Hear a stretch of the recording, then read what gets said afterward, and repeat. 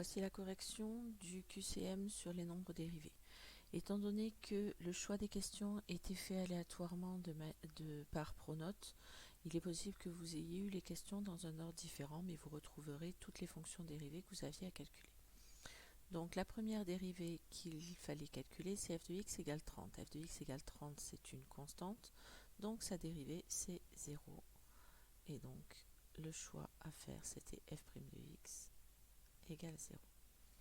Deuxième dérivée, f de x égale moins 0,0004 x au carré plus 10x moins 8000. Ici, nous avons une fonction du second degré. On sait que la dérivée de x carré, c'est 2x. Donc, il va falloir faire moins 0,0004 fois 2x, ce qui fait moins 0,0008x. Et la dérivée de 10x, c'est 10. Donc, la dérivée qu'il fallait choisir, c'était celle-ci. Troisième dérivée, 5x carré plus 7x moins 8. La dérivée de 5x carré, c'est 5 fois 2x, donc ça fait 10x.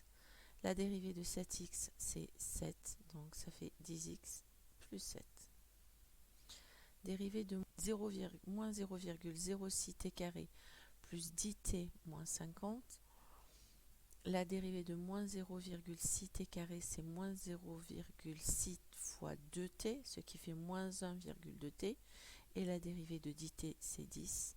Donc la dérivée, c'était moins 1,2t plus 10. X au carré moins 8. La dérivée de x au carré, c'est 2x. La dérivée de moins 8, c'est 0. Donc la fonction dérivée qu'il fallait choisir, c'était f' de x égale 2x. La dérivée de 2x au carré, c'est 2 fois 2x, ce qui fait 4x. La dérivée de 2 moins 5x, c'est la dérivée de 2, c'est 0. La dérivée de moins 5x, c'est moins 5. Donc f' de x égale moins 5. La dérivée de moins 3x moins 4 plus x au carré. La dérivée de moins 3x, c'est moins 3. La dérivée de moins 4, c'est 0. La dérivée de x au carré, c'est 2x. Donc ça fait moins 3 plus 2x.